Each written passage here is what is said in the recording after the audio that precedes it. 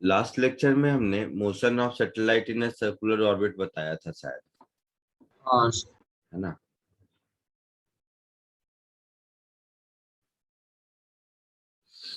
आज हम लोग पढ़ेंगे केपलर्स लॉ। लास्ट लेक्चर है ये ग्रेविटेशन का।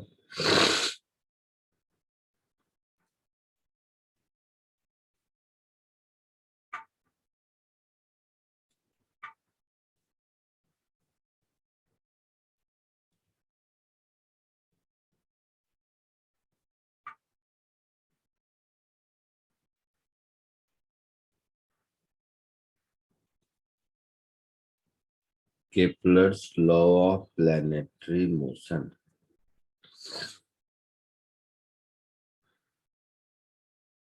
तुम लोग एलिप्स थोड़ा बहुत पढ़ चुके हो। हाँ सर। हाँ सर। ठीक, जस्ट एक बार रिवाइज करने के पॉइंट ऑफ व्यू से बता दूं।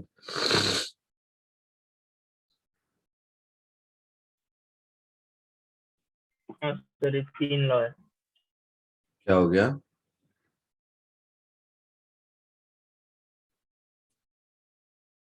इसको बोलते हैं मेजर एक्सेस, मालूम है। यस। इसको बोलते हैं माइनर एक्सेस।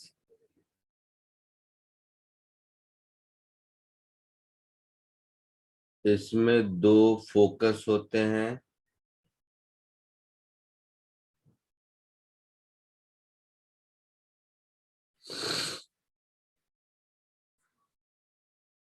यहां से यहाँ के लेंथ को हम लोग ए बोलते हैं, length of semi major axis.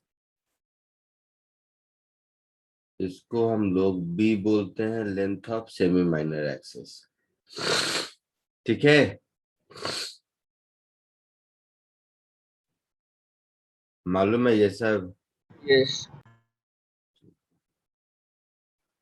ये कहलाता है length of semi major axis. ये कहलाता है length of semi minor access.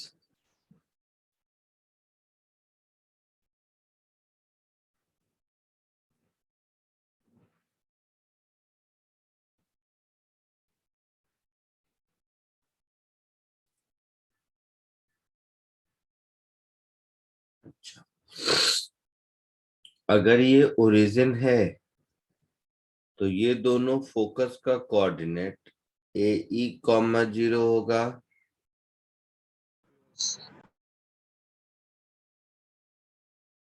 और इसका स्टैंडर्ड इक्वेशन हम लोग लिखते हैं X square by A square plus Y square by B square is equal to 1। मालूम है ये? हाँ अच्छा, साथ ही साथ इसेंट्रिसिटी और ए बी में रिलेशन ऐसा होता है B square is equal to A square into 1 - E square. तो इतना एलिप्स का बेसिक सबको पता है। यस। तो केपलर्स लॉ में मैं आगे बढ़ूं उससे पहले थोड़ा इसको लिख लो, फिर केपलर्स लॉ पे आते हैं।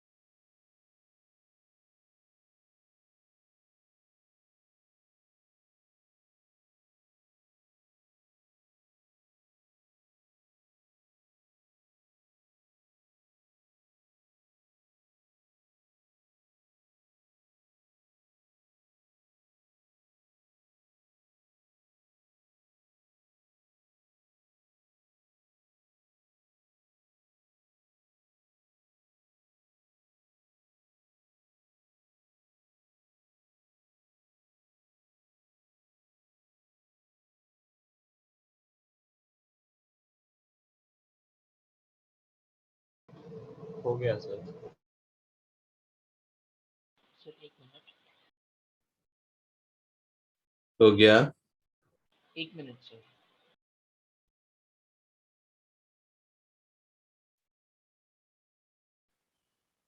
सर ई क्या होता है एक बार बता। ई को इसेंट्रिसिटी कहते हैं।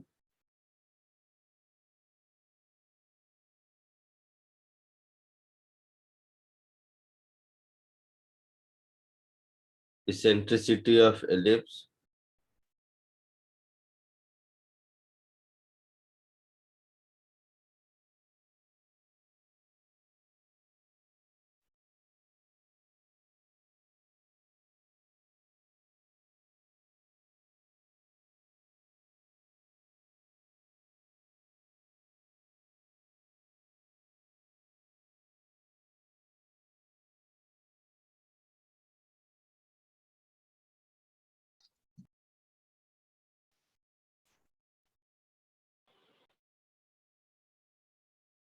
हो गया सर। हो गया। हाँ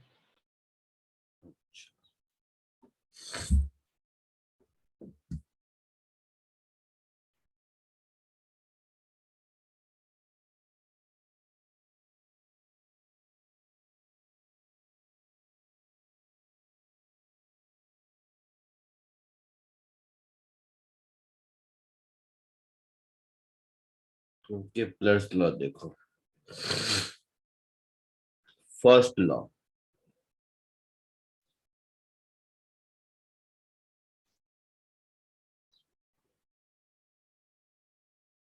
केप्लर ने सजेस्ट किया। देखो, केप्लर ने लॉ ऑफ प्लैनेटरी मोशन तब दिया था जिस समय गैलीलियो का टेलीस्कोप भी नहीं आया था। समझ रहे हो?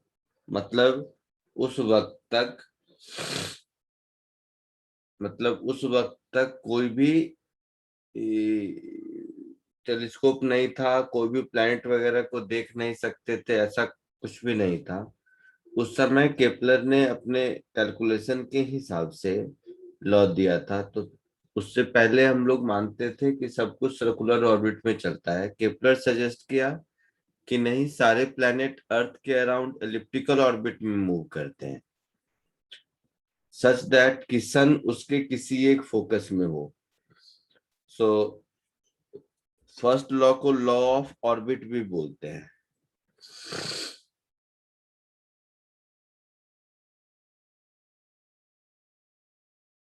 Law of orbit, that is, all planets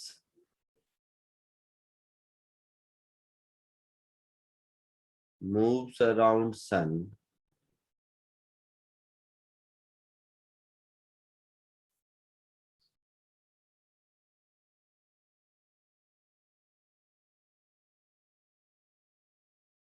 in an elliptical orbit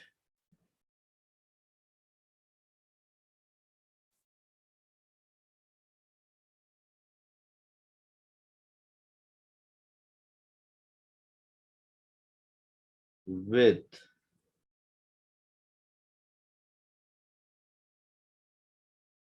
sun at one of its focus।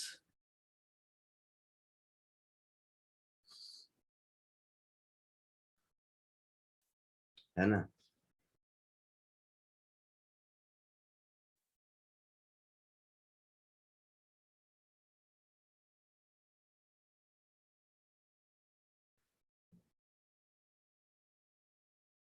ऐसे समझो, ये सन है और प्लेनेट इस तरह के किसी एलिप्टिकल ऑर्बिट में घूम रहा है। अच्छा, लॉ इतना ही है, बट ऐसे ही थोड़ा आगे बताता हूँ, प्रॉब्लम सॉल्व करने में आसानी होगी। प्लैनेट जब यहाँ पर होगा तो सन से नियरेस्ट होगा, हाँ सर। हाँ और यहाँ पर जब होगा तो सन से फारदेस्ट होगा। हाँ सर। यस तो यहाँ पर जो वेलोसिटी होगी वो मिनिमम होगी। क्यों सर? सर। और यहाँ पर जो स्पीड होगी वो मैक्सिमम होगी। हाँ ये बात समझ आ रहा है?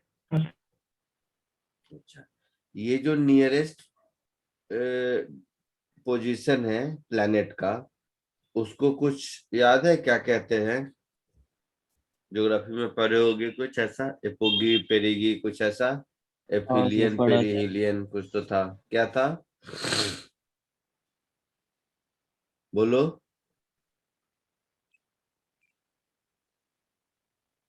नाम याद नहीं है, पर ऐसा कुछ था, वो पता है। ये देखो सर, कोई चार्ट में लिखा एफिलियन। हाँ, तो इस पॉइंट को क्या कहते थे? एफिलियन पेरिहिलियन कुछ याद है? सर क्लोजेस्ट को एपिहीलियन और हम्म, फारदेस्ट को पेरिहीलियन। पेरिहिलियन बोलते थे। तो एफिलियन को ही शॉर्ट में एपोगी और पेरिगी भी बोलते हैं। तो ये जो शॉर्टेस्ट डिस्टेंस है, लेट इट बी R1। और ये कोई थ्योरी नहीं है, प्रॉब्लम सॉल्व करने में आसानी होगी इसलिए एक दो पॉइंट देता हूँ। जो जो फारदेस्ट डिस्टेंस है, लेट इट बी R2। तो कुछ पॉइंट्स देखो, प्रॉब्लम सॉल्व करने में आसानी होगी। पहला पॉइंट, R1 प्लस R2 हमेशा 2a के बराबर होगा। हाँ सर। अच्छा, दूसरा point, M V1 R1 is equal to M V2 R2। हाँ सर, ये क्या हो गया? Law of conservation of conservation of angular momentum. Momentum हो गया ऐसा। हाँ सर। तीसरा, half M V1 square minus G capital M small m upon R1 is equal to half M V2 square minus capital G capital M small m upon R2। हो गया ऐसा। ये क्या हो गया? Law of conservation of energy, है ना? तो मैंने इन दोनों पॉइंट पे लिया है, वैसे हर पॉइंट पे ऐसा होगा। आई बात समझ में? हाँ सर। तो आप मोमेंटम कंजर्वेशन इसमें यूज कर सकते हो कहीं भी, और एनर्जी कंजर्वेशन यूज कर सकते हो कहीं भी।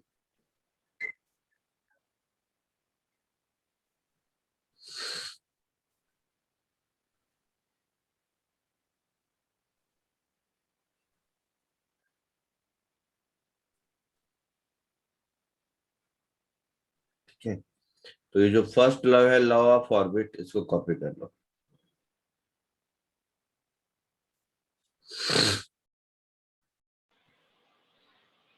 सर पेरिहीलियन है closest, sorry aphelion is farthest away. ऐसा है, देख लेते हैं।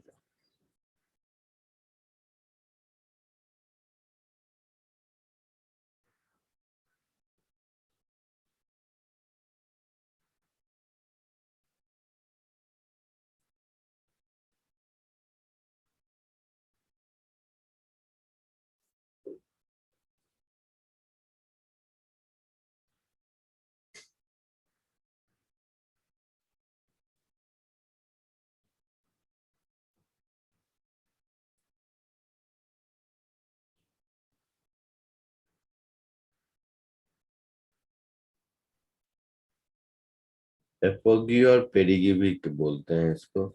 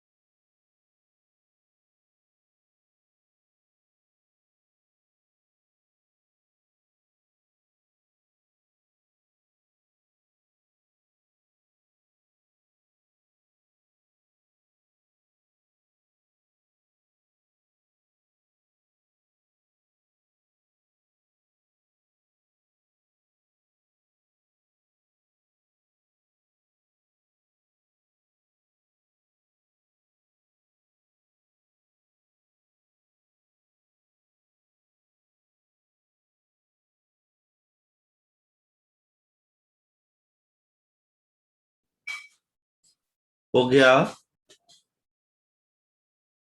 हाँ सर एक मिनट।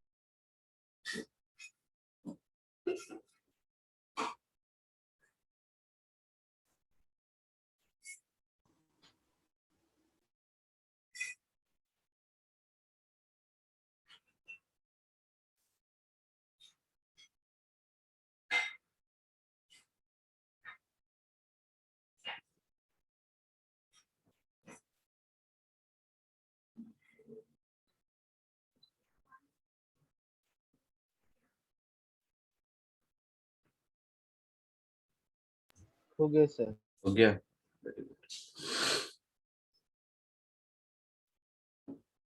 सेकेंड लॉ है जिसको लॉ ऑफ एरिया कहते हैं।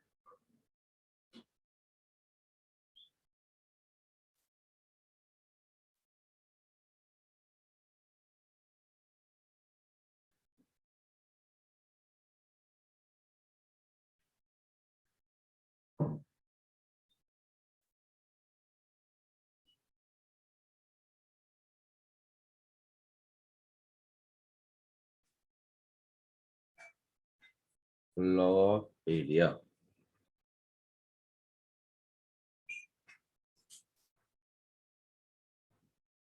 मालूम है सबको?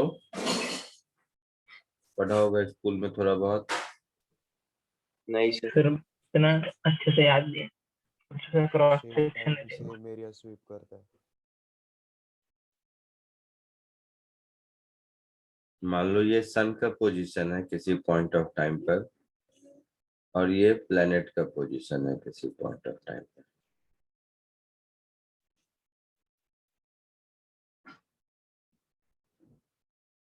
किसी टाइम पर मान लो छोटे से dt टाइम में ये यहाँ से यहाँ चला गया।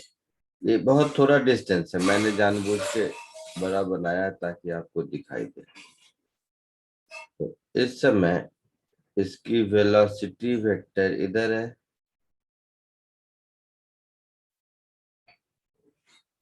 और पोजीशन वेक्टर इसका इधर है।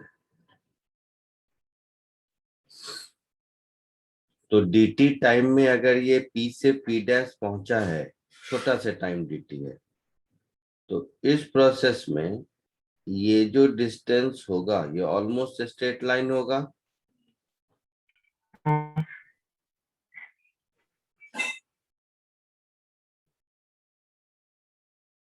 होगा। हाँ सर। और ये जो रेड से मैंने लिखा है ये कितना होगा? ये होगा v1 into D T, v into D T, हाँ सर। है ना? तो ये जो एरिया जितना ये रेडियस वेक्टर स्वीप किया dt टाइम में, इस एरिया को अगर हम लिखें dA, तो ये ट्रायंगल का एरिया क्या होगा? Half into base into height. तो हाफ इंटू बेस मतलब r VDT। इंटू अच्छा। हाइट। तो हाइट तो ये होगा, यहाँ से परपेंडिकुलर ड्रॉ करेंगे, हाँ सर। है ना? ये हाइट होगा। तो ऐसे समझो कि v वेक्टर और r वेक्टर के बीच का एंगल अगर थीटा है तो ये एंगल 90 माइनस थीटा होगा, सॉरी पाई माइनस थीटा। नहीं समझे? हाँ सर। तो ये और जो के बीच का ये जो परपेंडिकुलर हो गया, ये परपेंडिकुलर की वैल्यू हो जाएगी v dt साइन थीटा।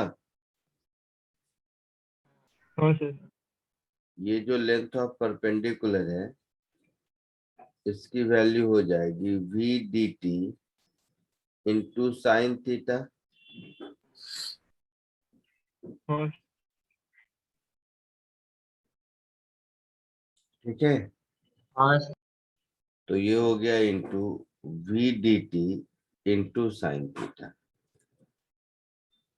तो यहां से मुझे मिलेगा dA by dt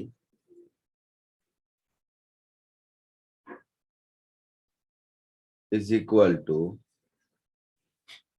half V R sine theta. इसको क्या करते हैं, m से ऊपर नीचे मल्टीप्लाई कर देते हैं।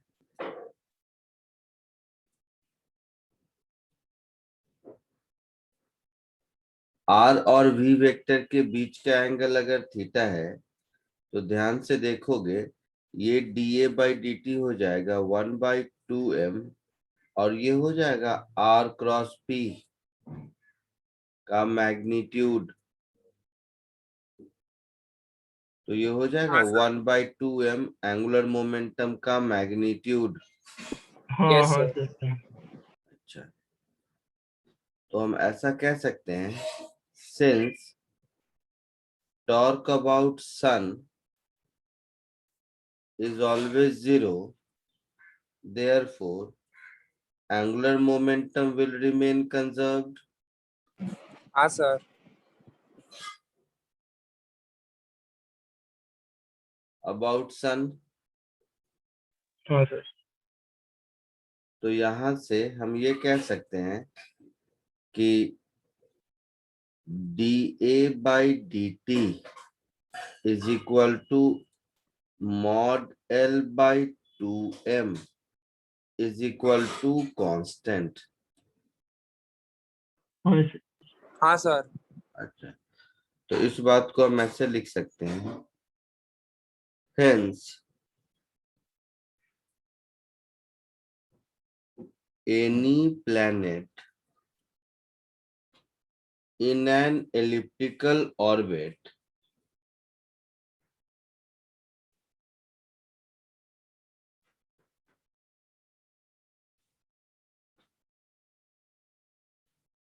sweeps out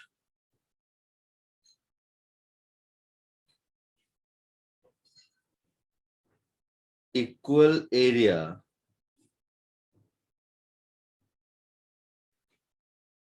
in equal time interval। हो गया ऐसा? हाँ हाँ सर. सर। चाहे कहीं भी रहे, irrespective of its position।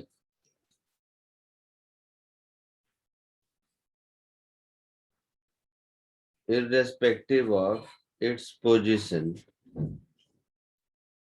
in the orbit।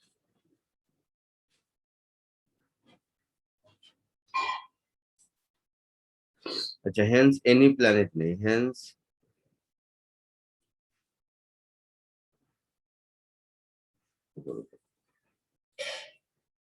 line joining sun and planet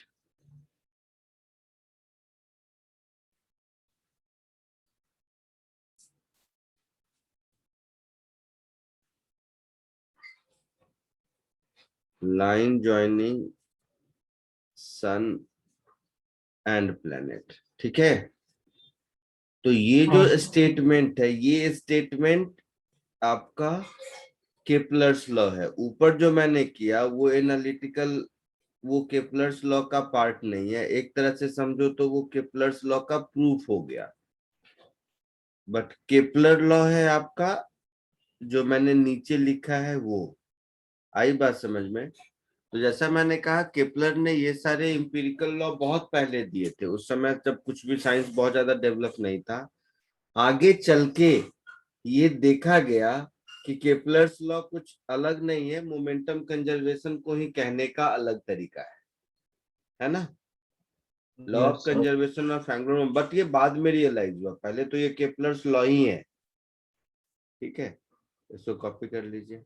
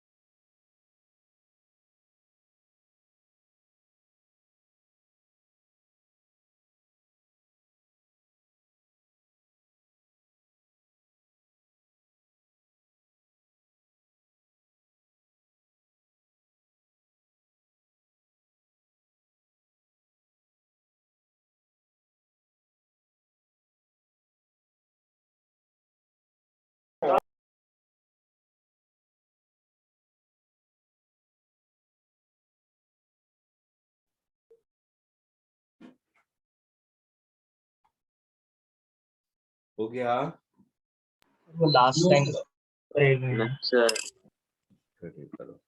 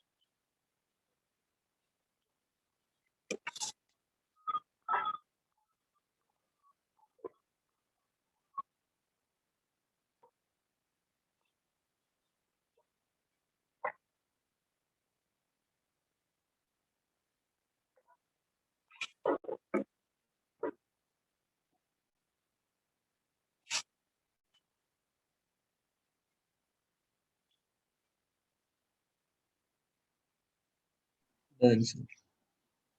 1 minute sir.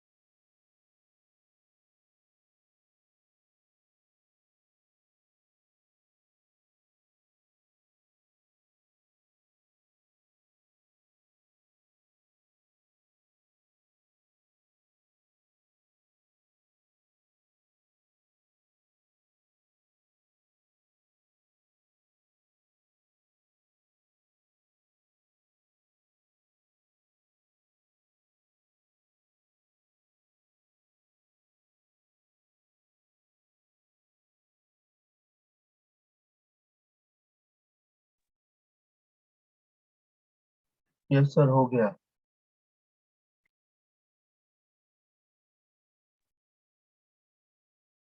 हो गया सबका? Yes sir. Kepler's third law, जिसको लॉ ऑफ टाइम पीरियड भी बोलते हैं।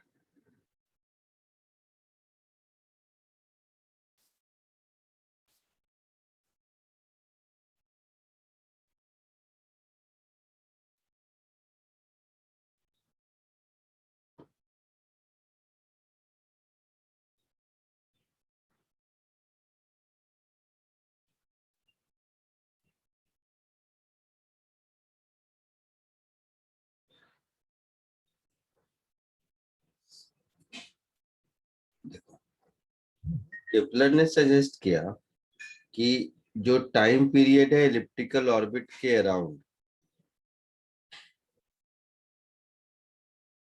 Time period of motion of a planet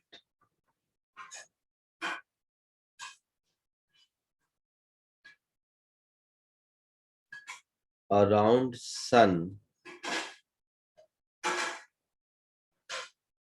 in an elliptical orbit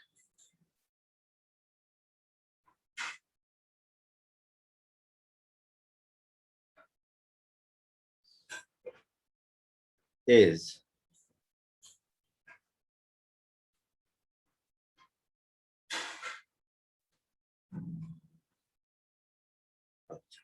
circular orbit में भी देखोगे तो टी स्क्वायर आर क्यूब के प्रोपोर्शनल आया था, हाँ है ना? तो ये आपका आई मीन केपलर्स का थर्ड लॉ है। ये एक्सप्रेशन एक्चुअल में ऐसा है, G is equal T is equal to 2 pi, याद रखने में आसानी हो इसलिए मैं ऐसा लिख देता हूँ, under root G into mass of sun into r⁻³ था ऐसा, हाँ सर। है ना? हाँ तो यहाँ r की जगह a है, तो a को क्या लिखेंगे हम? r1 + r2/2 होगा, हाँ सर। क्योंकि r1 और r2 का सम 2a होता है, ऊपर देखा था एलिप्स के केस में, है ना? तो ये है आपका केप्लर्स थर्ड लॉ। कॉपी कर लो इसको।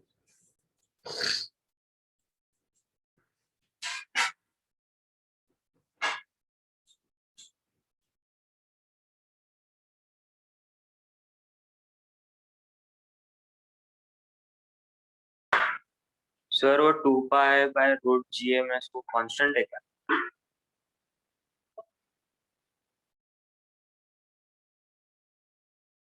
पाई कांस्टेंट है, जी कांस्टेंट है, मास ऑफ सन कांस्टेंट है, तो कांस्टेंट ही होगा ना। हाँ सर।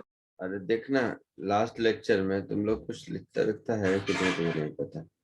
मैं इस फॉर्म में इसलिए लिखा क्योंकि दो दो अलग फॉर्मूला याद रखने की जरूरत नहीं है। देखो, इसमें टाइम पीरियड का फॉर्मूला आया था सर्कुलर ऑर्बिट में, ऐसा कुछ दिख रहा है?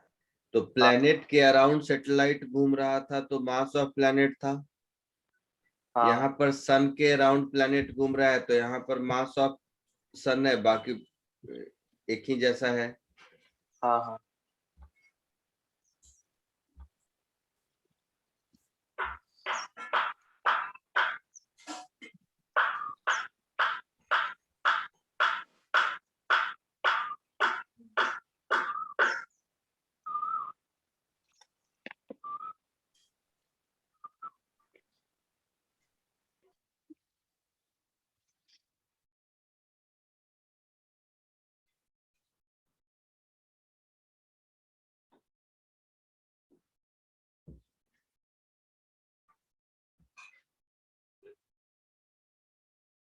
आगे बढ़े।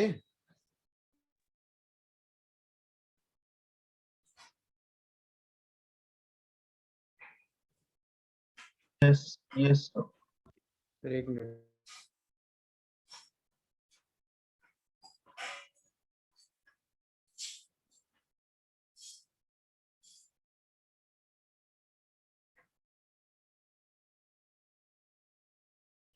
तो सिलेबस मेरे साइड से खत्म। कुछ प्रॉब्लम प्रैक्टिस करते हैं और कुछ एडिशनल चीजें भी बता देता हूँ। Okay sir. पहले ये क्वेश्चन करो।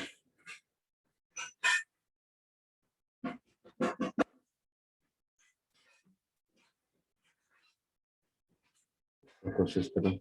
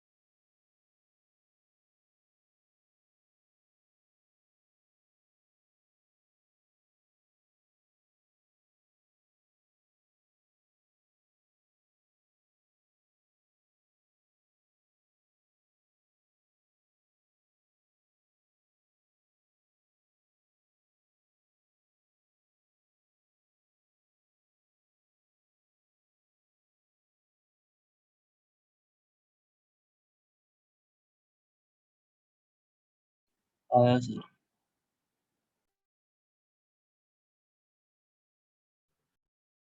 आया, क्या आंसर आया? 392 क्यूब इंटू 13 स्क्वायर। हाँ, सही आया।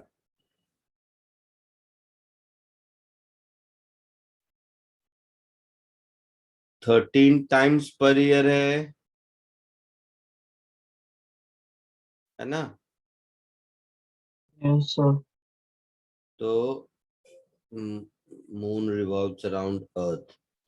इसका मतलब क्या हुआ कि time period of moon is 1/13 time period of earth around sun, ऐसा होगा?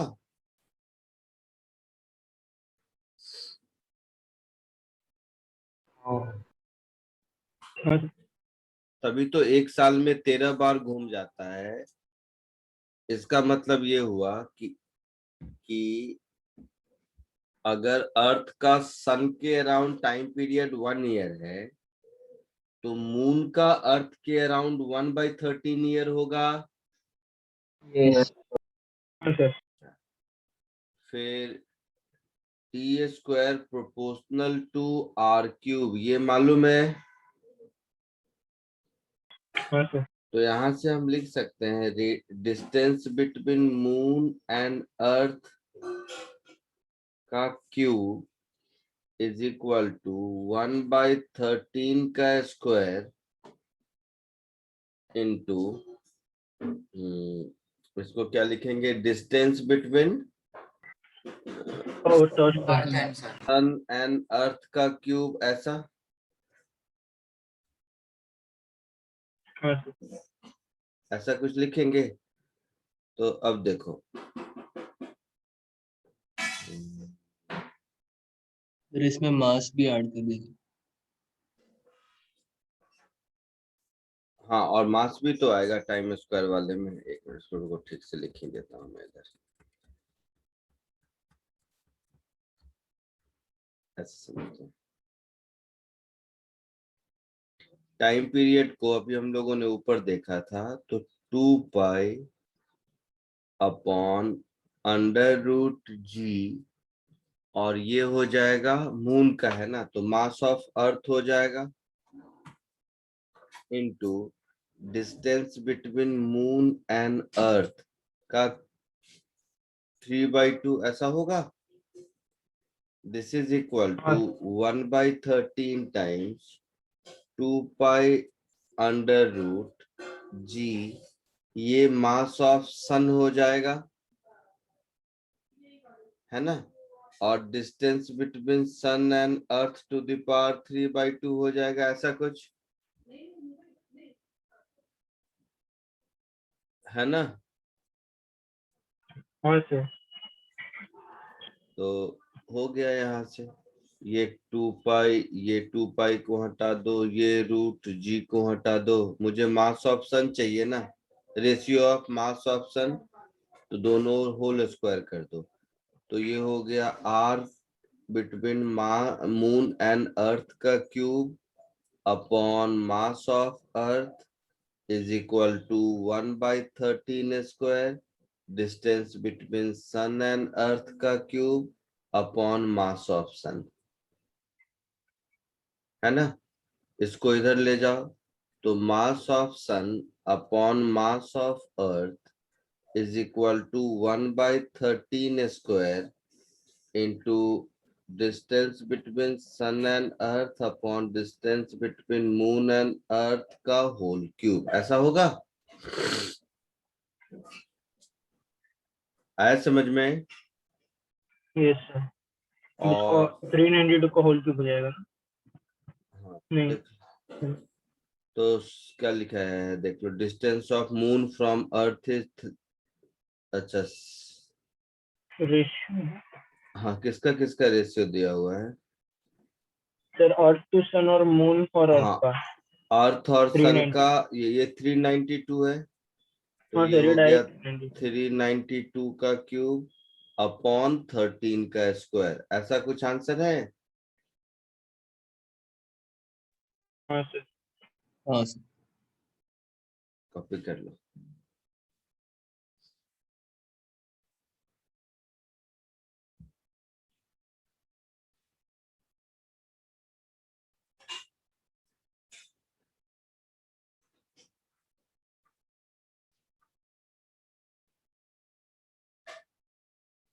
आगे बढ़े।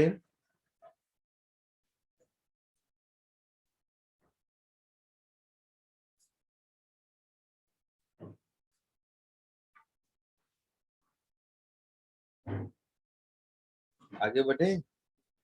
Yes sir. एक और क्वेश्चन देखो।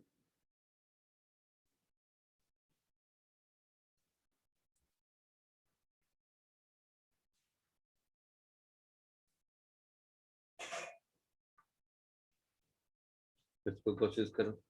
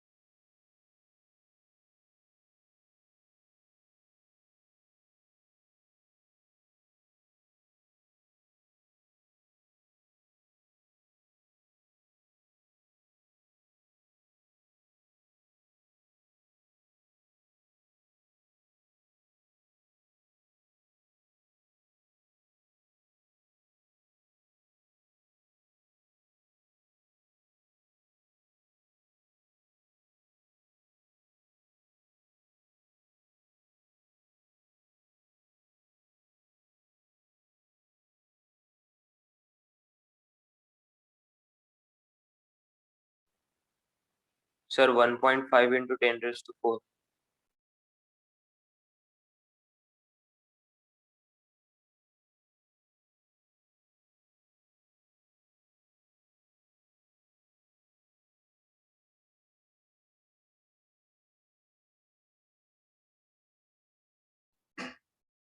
हाँ, सही आंसर बताए हो। 1.5 इंटू 10⁻⁴। कुछ नहीं, मोमेंटम कंजर्वेशन है, एंगुलर मोमेंटम। हाँ आगे बढ़े। Yes sir. किसी को कोई दिक्कत इसमें? No, sir.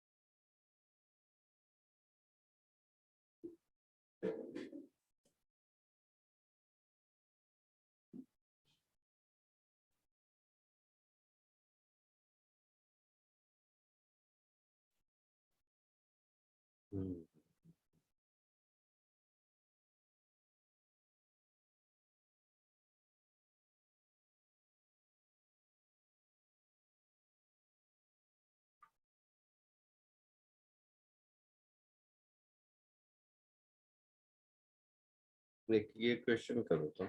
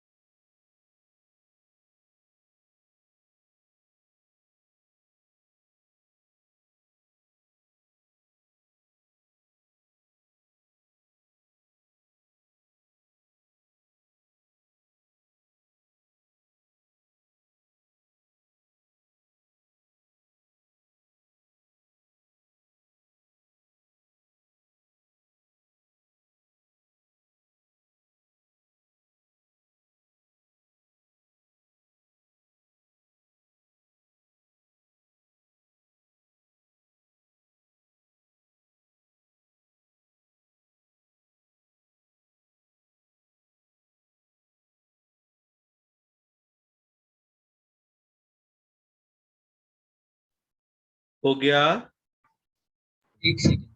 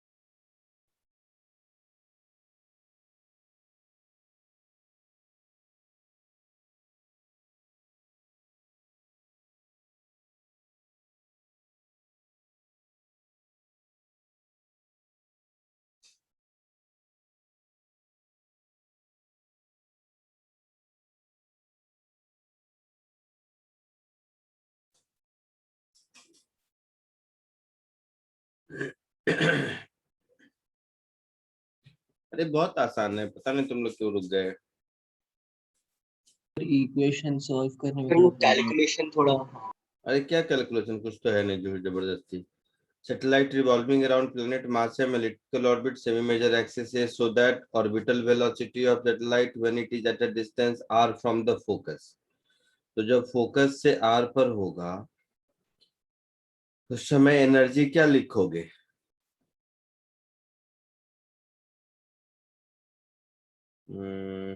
Half m v square minus g capital M small m upon r, ऐसा लिखोगे? टोटल एनर्जी ऐसा लिखेंगे?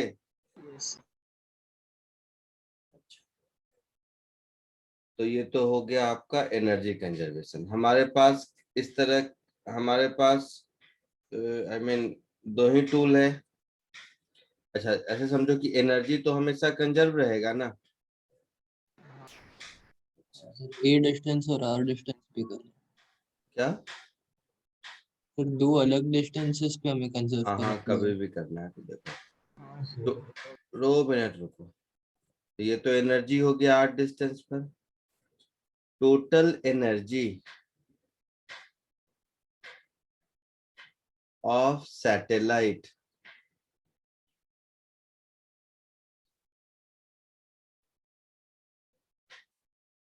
अब ध्यान से सुनो मैं क्या कह रहा हूं। बताया था मैंने कि टोटल एनर्जी, याद करो, is equal to minus of kinetic energy equal to half of potential energy. Energy। ये वर्ड याद है? हाँ सर। हाँ सर। अच्छा, तो ये अगर याद है तो कॉमन सेंस से देखो कि टोटल एनर्जी अगर मैं उस समय देखूं जब ए डिस्टेंस पर है, ठीक है, तो टोटल एनर्जी मेरा होगा ऐसा, minus G capital M small M upon 2a। हाँ सर।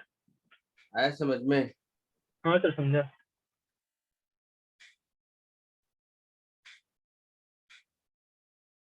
तो सर इसमें प्लैनेट फोकस पे नहीं है? एक मिनट रुको, इसको मैं थोड़ा सा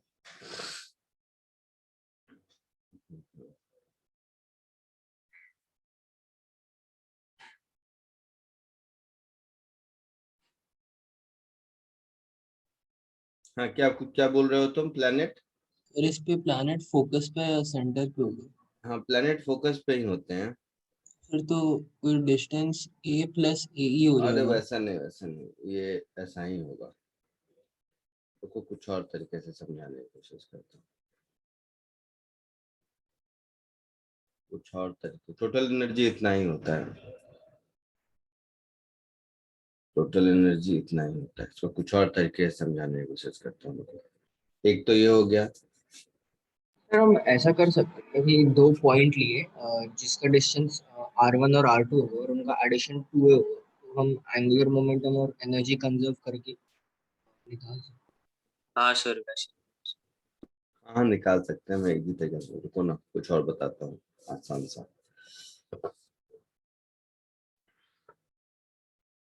आर डिस्टेंस पर एनर्जी इतनी होगी। अगर मुझे टोटल एनर्जी मिल जाए तो हमारा काम चलेगा। टोटल एनर्जी निकालने के लिए एक काम करो, देखो इधर देखो।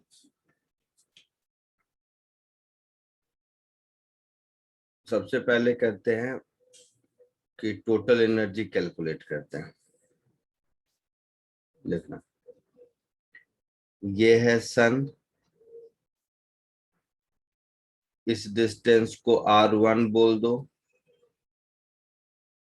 इस डिस्टेंस को r2 बोल दो। r1 प्लस r2 2a होगा। हाँ सर। एक इक्वेशन उसको हाँ सर। यूज कर लो। एक सेकेंड होल्ड। हेलो।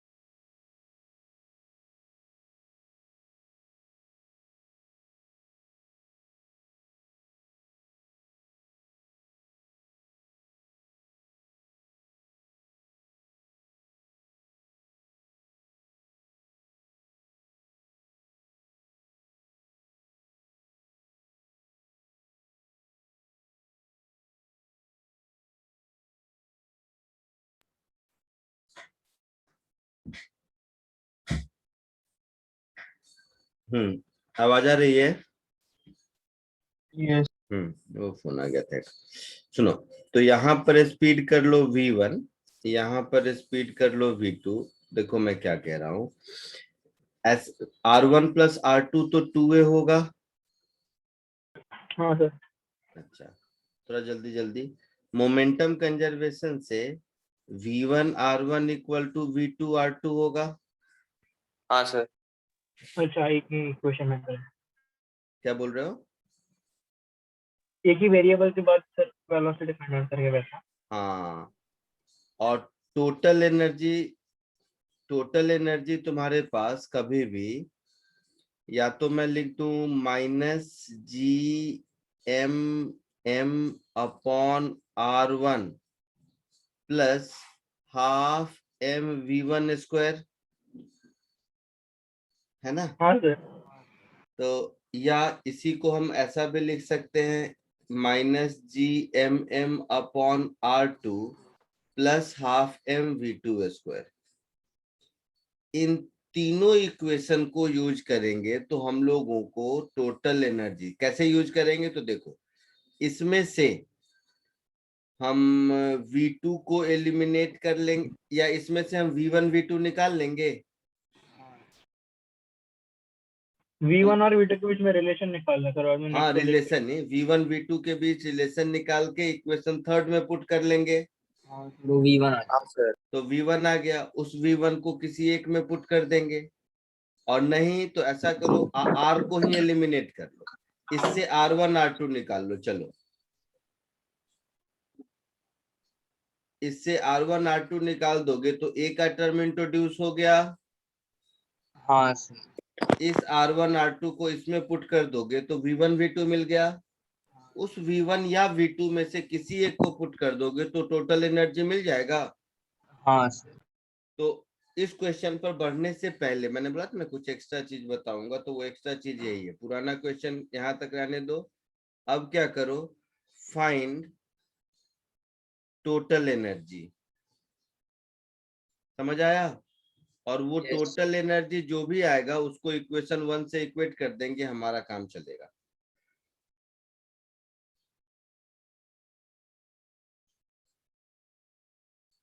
आया समझ में? हाँ सर। तो इन हाँ तीनों सर। को सॉल्व करके मुझे ई बताओ, और बताना नहीं है, ई वही आएगा ये बताना है। ई का वैल्यू आपको आएगा जो मैंने पहले लिखा था -gmm/2a। बट एक बार चलो कोशिश करके देखो तुम्हें क्या आता है। क्लियर है?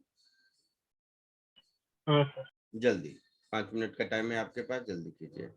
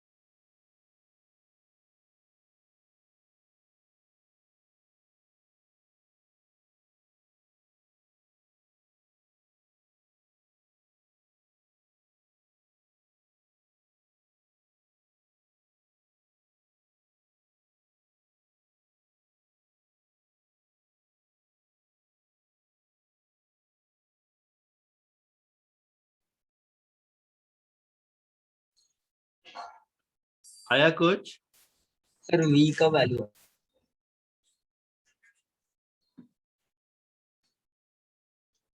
सर V1 का वैल्यू आ गया और R1 का भी वैल्यू आ गया, खाली पुट करना है। जल्दी। सर V का वैल्यू GM बाई है।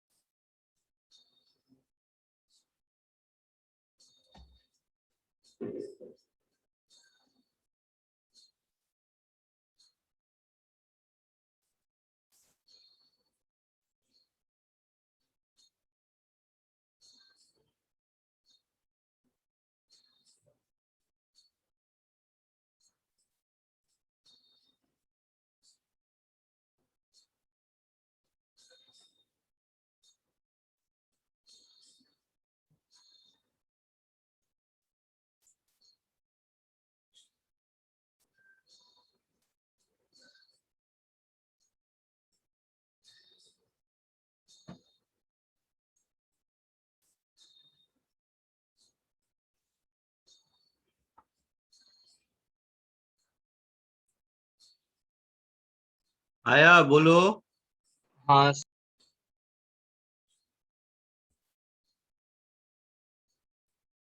सबको आ गया?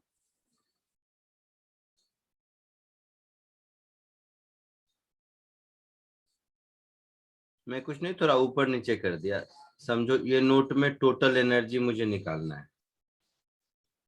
तो टोटल एनर्जी यहाँ पे सबको आया वो आंसर जो मैंने बोला था, -GMM/2A। ये एक्सप्रेशन आया कि नहीं?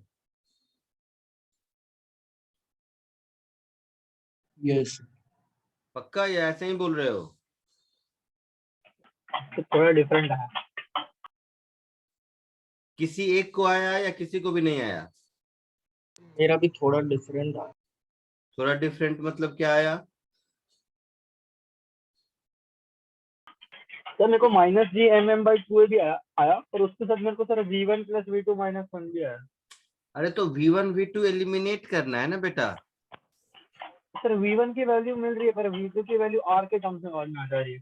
देखो सुनो, चलो मैं ही कर देता हूँ। R1 जो मैंने कहा था वो किया। R1 R2 हाँ क्या मिला बताओ? सर R1 क्या मिला? 2A/V1 + 2A upon V1 plus V2 2A V2 अपन V1 plus V2 2AV2 upon V1 plus V2 और R2 मिल गया 2A V1 upon V1 plus V2. 2AV1 upon V1 plus V2। ये सबको मिल गया? हाँ हाँ Yes. सर वो मिल इस गया। हाँ, स्टेप सर। तक कोई दिक्कत नहीं? नहीं नहीं। No sir. अब क्या करो, इस एक्सप्रेशन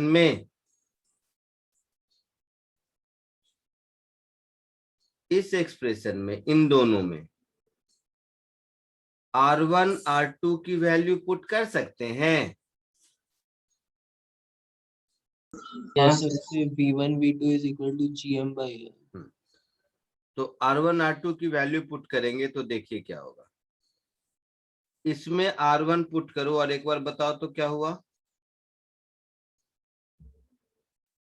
इसमें R1 और इसमें R2 की वैल्यू पुट करो।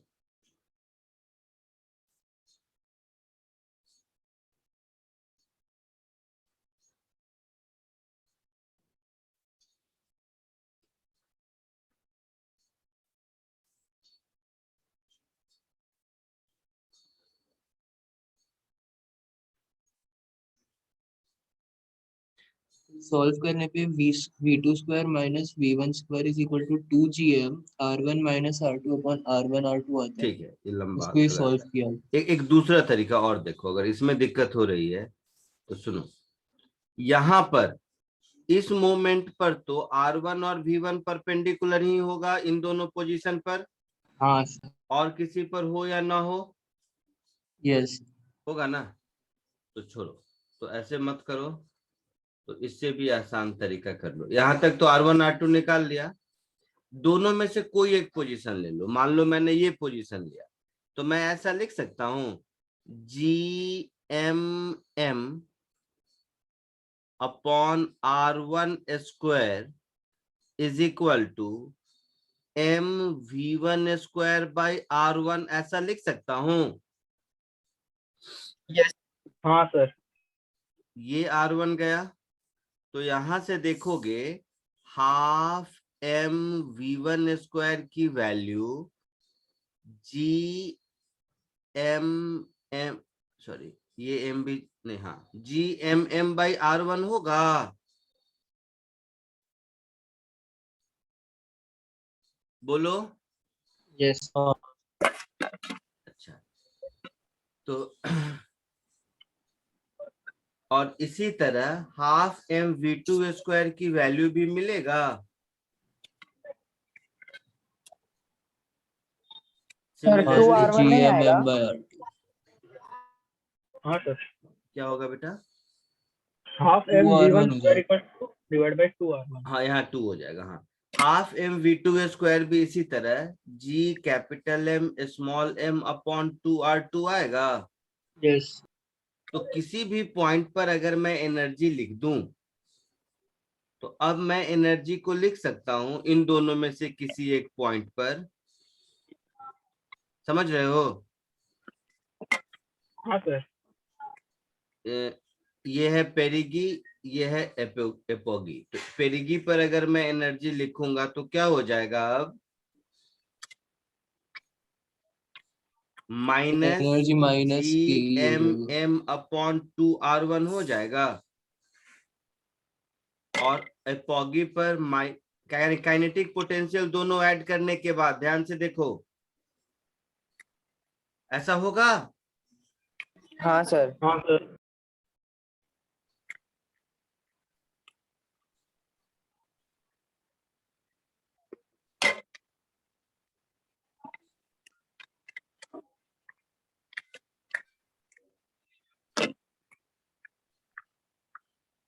हाफ MV स्क्वायर अपॉन ऐसा है।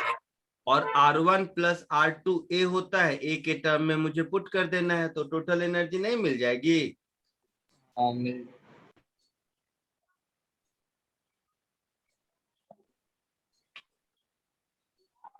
बोलो। हाँ सर, हाँ। मिल जाएगी। अच्छा, ऐसे भी देखो, मैं क्या कह रहा हूं, सब लोग ध्यान से सुनेगा। इन दोनों एक्सप्रेशन को देखकर भी लगता है आपको,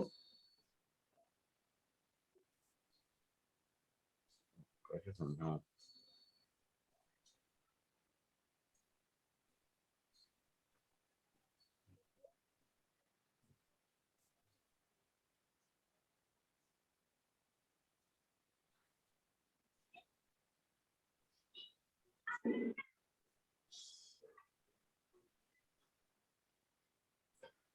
कैसे समझाऊं, वही सोच रहा हूं।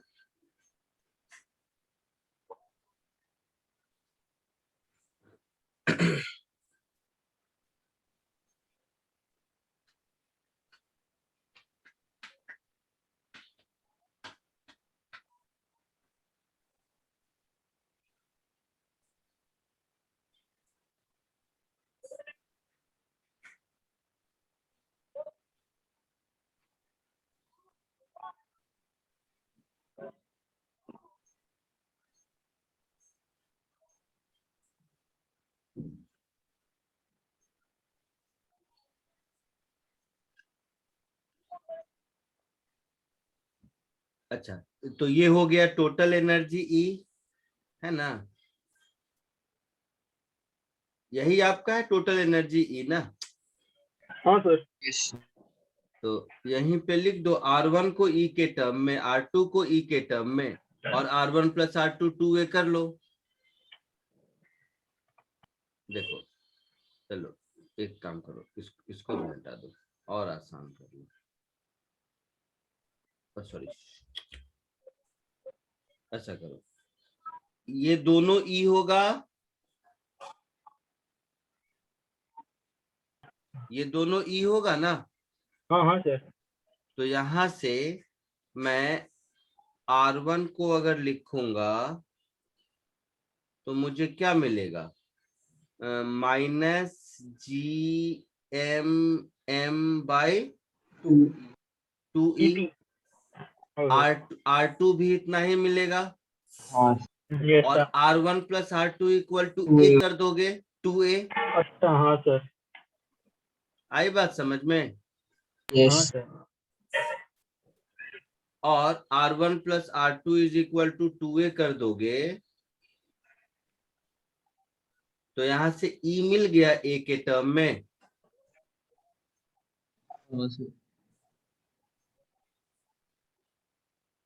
सर बाई 2 है ना।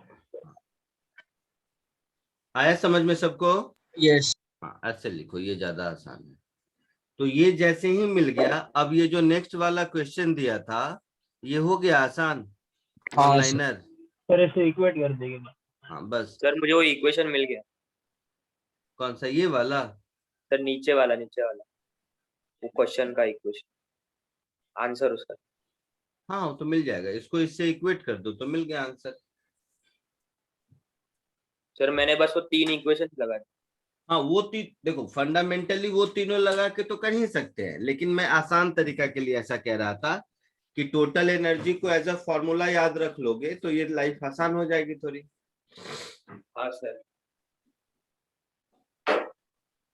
और जिसमें कुछ करना नहीं है एक्चुअली, आपको सिर्फ अपने मन में अज्यूम कर लेना है कि ये ए रेडियस के सर्कुलर ऑर्बिट का फॉर्मूला है ना। अगर ए रेडियस का सर्कुलर ऑर्बिट होता तो एनर्जी का यही फॉर्मूला होता ना। हाँ इसके लिए ये बताने के पीछे मैं पड़ा हुआ था। Okay sir. समझा। ठीक है, तो इसको टोटल एनर्जी से इक्वेट कर दो ऐसे।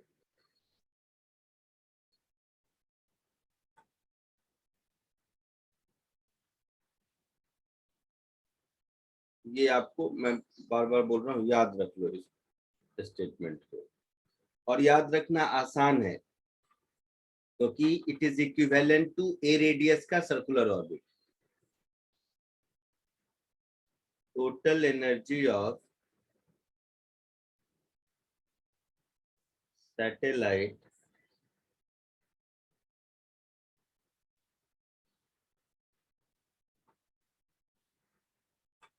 revolving around sun is E is equal to -GMM/2।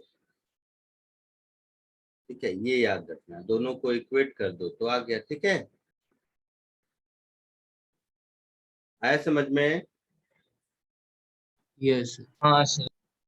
तो फ्रॉम 1 and 2 जो मुझे करना रहा होगा, V² is equal to GM 2/R - 1/A, ऐसा कुछ आंसर होगा।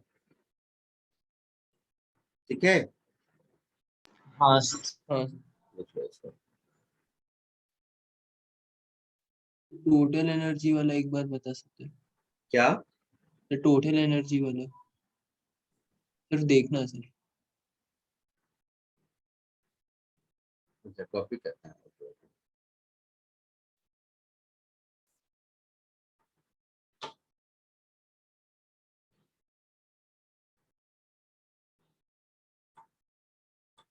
कॉपी कर लो। ठीक है, जिसका जिसका कॉपी करके हो जाए जा सकते हो। आज के लिए इतना ही। नेक्स्ट लेक्चर में हम लोग इलेक्ट्रोस्टैटिक्स से स्टार्ट करेंगे। ठीक है। ठीक है sir. Yes thank you sir. हाँ सर।